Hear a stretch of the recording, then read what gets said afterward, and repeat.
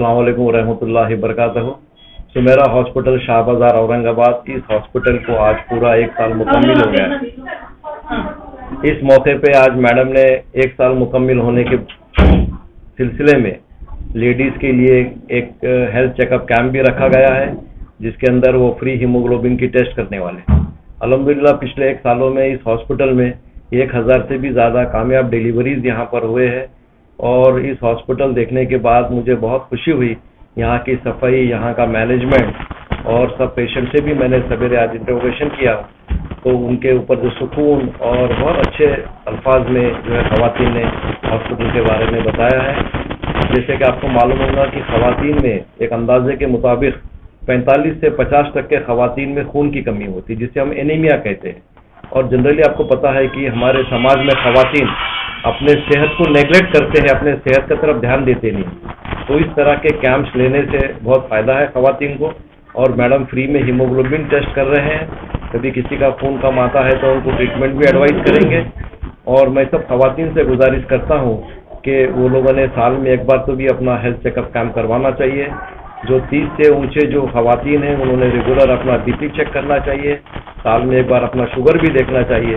क्यों तो जब से एंटीबायोटिक्स निकले तो जब से इन्फेक्शस डिजीज़ पे बहुत कंट्रोल हो चुका है, लेकिन जो नॉन इन्फेक्टेड, जिसे हम नॉन कम्युनिकेबल डिजीज़ कहते हैं, हाइपरटेंशन हो गया, ब्लड प्रेशर हो गया, एनीमिया हो गया, ऐसे बीमारियों में काफ़ी बढ़ावा हो रहा है। तो ऐसे रेगुलर कैंप अरेंज करने की वजह से हम बीमारियों की शनाख्त जल्द से जल्द कर सकते हैं और पेशेंट को उससे फ़ायदा भी होगा और जल्दी ट्रीटमेंट दे सकते हैं। 1 साल मुकम्मिल होने के बाद मैं आज मैडम को, डॉक्टर सुमेरा फारूकी और उनकी पूरी टीम को मेरे तहे दिल से मैं मुबारकबाद देता हूँ इस हॉस्पिटल के काम में भी। और ये अल्लाह ताला से दुआ करता हूँ कि इस हॉस्पिटल को आगे चल के जो है एक इंस्टीट्यूट के रूप में इसकी तरक्की हो, जिसकी वजह से ज़्यादा से ज़्यादा ज़रूरतमंद ख़वातीन इस हॉस्पिटल से अपना फ़ायदा ले सकें। जी, महिलाओं के अंदर इनफर्टिलिटी की जो प्रॉब्लम ज़्यादा बढ़ते जा रही है, इसको रोकने के लिए क्या करना चाहिए डॉक्टर? बहुत सही आपने कहा है कि इनफर्टिलिटी के केसेस बहुत बढ़ रहे हैं। जब हम MBBS करते थे या MD करते थे तो उस ज़माने में बहुत कम इनफर्टिलिटी के केसेस दिखा करते थे, लेकिन आज एक अंदाजे के मुताबिक देखने में आ रहा है कि 5% से भी ज़्यादा इनफर्टाइल कपल समाज में दिख रहे हैं। इसके वजह से इसके जो रीज़न्स है कि जब से गवर्नमेंट ने तो गवर्नमेंट हॉस्पिटल्स में प्रोग्राम शुरू किए जिसमें हम अडोलसेंट हेल्थ चेकअप काम करते हैं कि हमारी बच्ची जब अभी टीन एज में आई, जब से ही पेरेंट्स ने उन बच्चियों के हेल्थ के ऊपर ध्यान रखना चाहिए, रेगुलर बच्चियों का चेकअप होना चाहिए। जो लाइफस्टाइल आजकल हो गई है वो लाइफस्टाइल भी उसके लिए जिम्मेदार है। जो खानों के तरीके हैं, रात में जागना है, मोबाइल का एक्सेस यूज़ है, ये सब उसके लिए प्रेसिपिटेटिंग फैक्टर्स है इनफर्टिलिटी के। उसके लिए प्रिकॉशन ये लेना है कि एक सेहतमंद ज़िंदगी हमें बचपन से गुजारना है। जैसे हम देखेंगे कि जब हम बचपन में थे तो हम लोग आउटडोर हम लोग गेम खेला करते थे। आजकल देखेंगे तो आउटडोर खेल बहुत कम हो चुके हैं, ज़्यादा से ज़्यादा इंडोर हो रहे हैं। डाइटरी हैबिट चेंज हो गई है, रात में जागना हो गया है। तो ये सब चीज़ों पे हम ध्यान रखना बहुत ज़रूरी है। और सबसे बड़ी चीज़ है कि हमारा हेल्थ कॉन्शियस, इसीलिए गवर्नमेंट ने भी एक प्रोग्राम शुरू किया है कि गवर्नमेंट अस्पताल में देखेंगे आपके गांव-गांव तक हेल्थ चेकअप कैंप्स हो रहे हैं। 0 से 18 साल के बच्चों का भी चेकअप होता है, टीनेजर्स का भी चेकअप होता है। और गवर्नमेंट हॉस्पिटल्स में तो ये है कि 30+ के हर पेशेंट का बीपी और शुगर की भी जांच होती है। तो जितना हमारा हेल्थ कॉन्शियस अच्छा रहेगा तो उससे हमारी सेहत अच्छी रहेगी। आखिरी सवाल, सीजर की कौन कौन सी कैटेगरी होनी चाहिए? सीजर का जो है फिगर थोड़े आजकल दिख रहे हैं कि हॉस्पिटल्स में ज़्यादा केसेस हो रहे हैं सीजर के, लेकिन जो बड़े हॉस्पिटल्स होते हैं जैसे घाटी हो गया या बड़े जो डिस्ट्रिक्ट हॉस्पिटल है, वहाँ पे तो पेशेंट नीचे से रेफर होके आता है तो वहाँ पे परसेंटेज ज़्यादा है। लेकिन प्राइवेट अस्पतालों में भी सीजर होते हैं। लेकिन मैं सुमेरा हॉस्पिटल का पूरा स्टैटिस्टिक्स देखा, कल दिन भर बैठ के मैडम से बात किया। अल्हम्दुलिल्लाह यहाँ पे एकदम रैशनल सीजर होते हैं, जहाँ पे जिनको ज़रूरत है उन्हीं का सीजर होता है। और सीजर होने के तरीके ये है कि जहाँ पे फीटल या मैटरनल डिस्ट्रेस है, जहाँ पे नॉर्मल डिलीवरी नहीं हो सकती, तो वहाँ पे सीजर करना ही पड़ता है उस बच्चे के सेहत के लिए, बच्चे के ज़िंदगी के लिए और उस ख़वातीन और उस माँ के ज़िंदगी के लिए।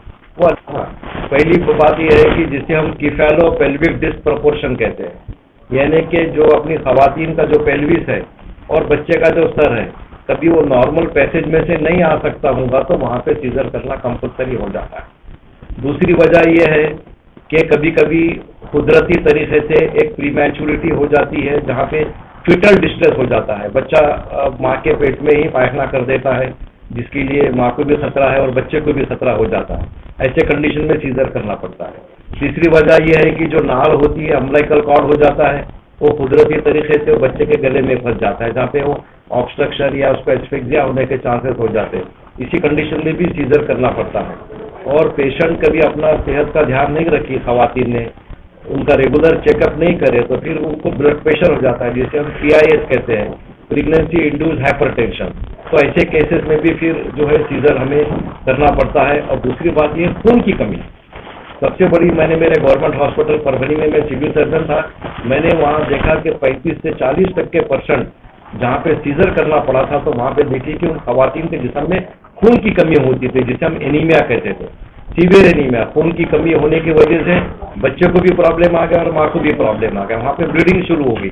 ऐसे कंडीशन में भी हमें जो है सीजर करना पड़ता है। उसके मुख्तलिफ जो है उसके जो है रीजन है सीजर करने। एक लास्ट सवाल, जी। शुगर पेशेंट को कैसे टेस्ट किया जाता है?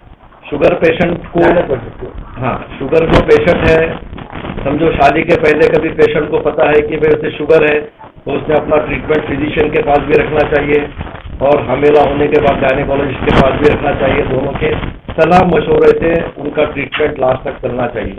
और जैसे भी डॉक्टर कहते हैं रिपीटेडली फॉलो, वैसे रिपीटेडली फॉलो होना चाहिए। शुगर की जांच होना चाहिए।